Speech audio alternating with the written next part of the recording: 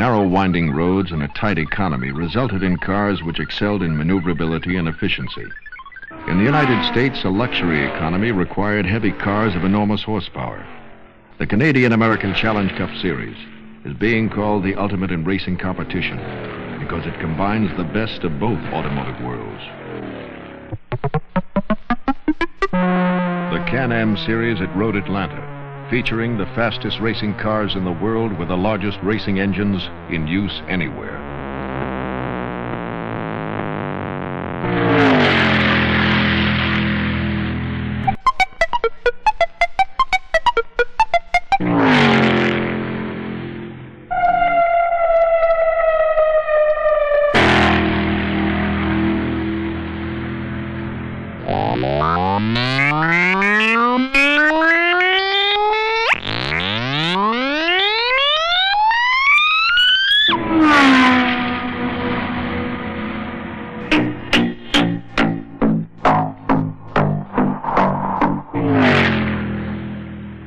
Certain facts about the Can-Am car indicate just how remarkable these machines are. Most Can-Am cars can accelerate to 100 miles per hour in 6 1/2 seconds. On a 2-lane road, they can take a right-angle turn at 75 miles per hour. They can spin their wheels upon acceleration at 150 miles per hour. They develop 700 horsepower in a car that weighs 300 pounds less than a Volkswagen. The Can-Am cars that have proved most successful are those of Team McLaren. Of the last 28 Can-Am races, a time spanning almost 3 years, the McLaren team has won 25, one of the great achievements in all of sports. Today at Road Atlanta, Team McLaren will be trying for its 20th consecutive win. The lead driver of the team is now Dennis Hulme, who's been driving with injured hands since his car caught fire at Indianapolis. Peter Gethin joined the team soon after the team's founder, Bruce McLaren, died testing the prototype car for this year's Can-Am Series, a car which retains the McLaren trademark of superior performance and reliability. The most dramatic challenge to the McLaren reign is Jim Hall's Chaparrals. These cars have provided much of the major innovation in modern racing car history. The original Chaparral was the first car to use aerodynamic spoilers, a device to keep the front end from lifting at high speeds. It was the first car to use airfoil-shaped wings to keep the rear from lifting, and first to use an automatic transmission. And now, having abandoned most of its inventions to the competition, the Chaparral arrives on the 1970 circuit with a totally new concept in race car engineering. Helicopter fans driven by an auxiliary fuel-injected engine, which provides partial vacuum from underneath the rear body, literally sucking the car to the track.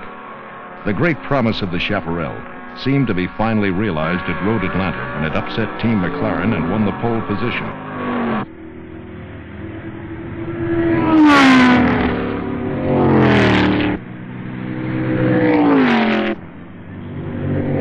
Lola is the manufacturer which provides McLaren with its most consistent competition. In the 2 races preceding Road Atlanta, Peter Revson's Lola finished second to Dennis Hulme at Lexington, Kentucky, and Bob Bondurant's Lola was second behind Peter Gethin at Elkhart Lake, Wisconsin. Lola for 3 years has been striving to recapture the winning form it had in 1966, when its driver John Surtees won #1 in the point standings for the initial year of the series.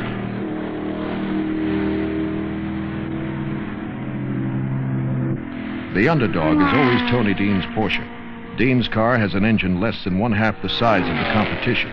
His strategy is to first finish, which he almost always does, and hope for the right circumstances to finish first, which he never has.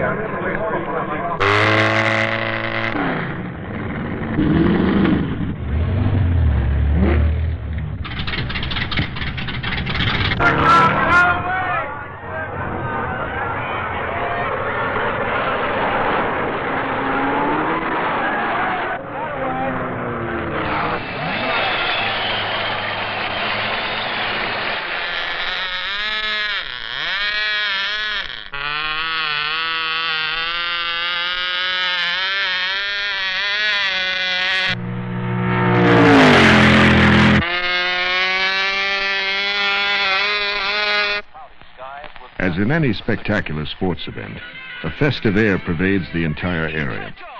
In Atlanta, the crowds arrive early in the morning and prepare themselves for an entire day's outing. Territorial rights are established by pitching tents, setting up chairs, or just laying loud verbal claims. Soon the camaraderie of people with the same common interest prevails.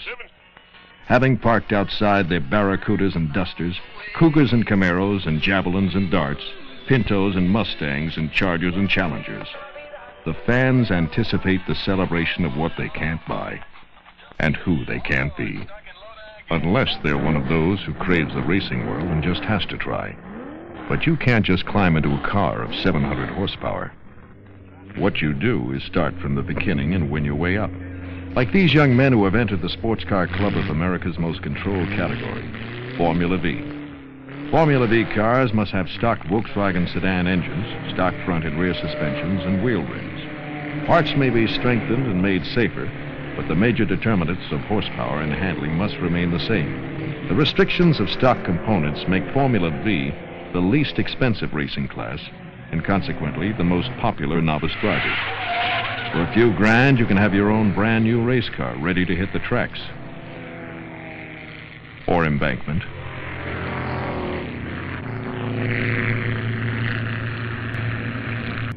Or maybe even another brand new $2,000 Formula V.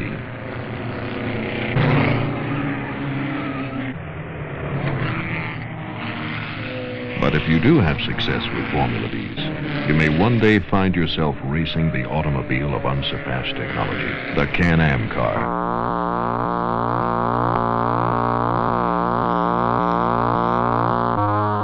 Sterling Moss leads the pace lap around the newly built Road Atlanta, a beautiful and interesting track because it was structured around the natural lay of the land.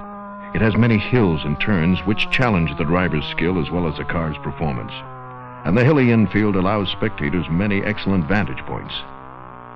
Can the Chaparral break the amazing win streak of Team McLaren, or will one of its innovations falter? All the cars are designed to finish the 190-mile, 75-lap race without a pit stop. Should a car go to the pits for any reason, it might remove him from serious competition. As the race begins, Hulme, Geffen, and Revson outdrag Vic Elford Chaparral down the pit straight. Elford will try to regain position in the sharp turn where his car has a strong advantage. The strategy of most cars in slower qualifying positions will be to stay back and conserve their engines in hopes that the front runners will somehow be taken out of the race. And in fact, on lap 10, Dennis Hulme surprisingly crashes into Wilson's Lola T163 and is out for the day. Peter Geffen is now in the lead and alone carries the hopes of Team McLaren.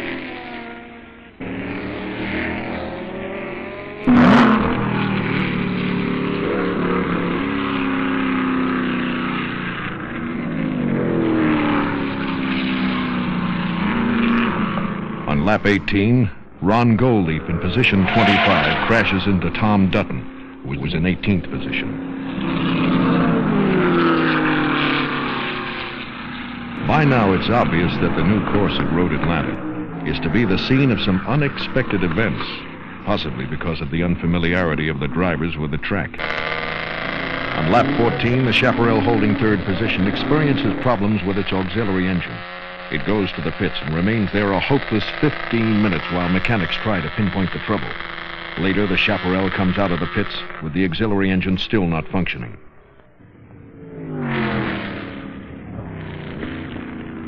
Peter Geffen becomes the new leader. But on lap 20, his car spins out, tearing off part of the front bodywork, and he goes to the pits. The crew works feverishly to repair the damage and salvage Team McLaren's diminishing chances. Geffen is soon back in the race and charging.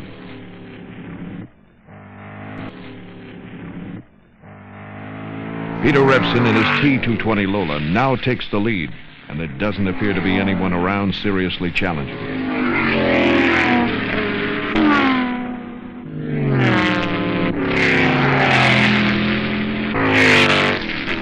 For 10 laps, Revson rides easily in the lead. Then on lap 30, while approaching the infield access bridge, the right rear tire fails. Revson crashes into the embankment, and Bob Brown hits him from behind. Neither driver was seriously injured. In the Castrol BRM, a car new to Can-Am racing, George Eaton, much to his surprise, finds himself the fourth new leader.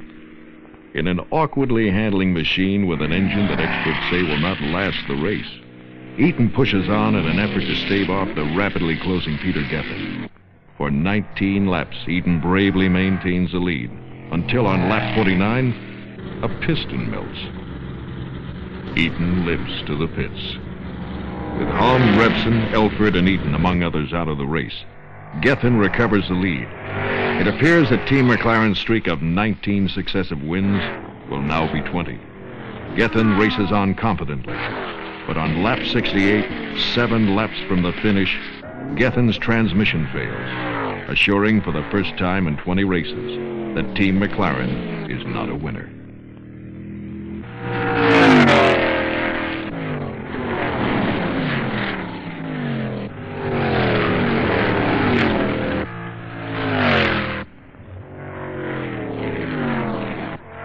And the final leader, the man who qualified 10th fastest, the man who always said you have to first finish to finish first, and who finally found the right set of circumstances.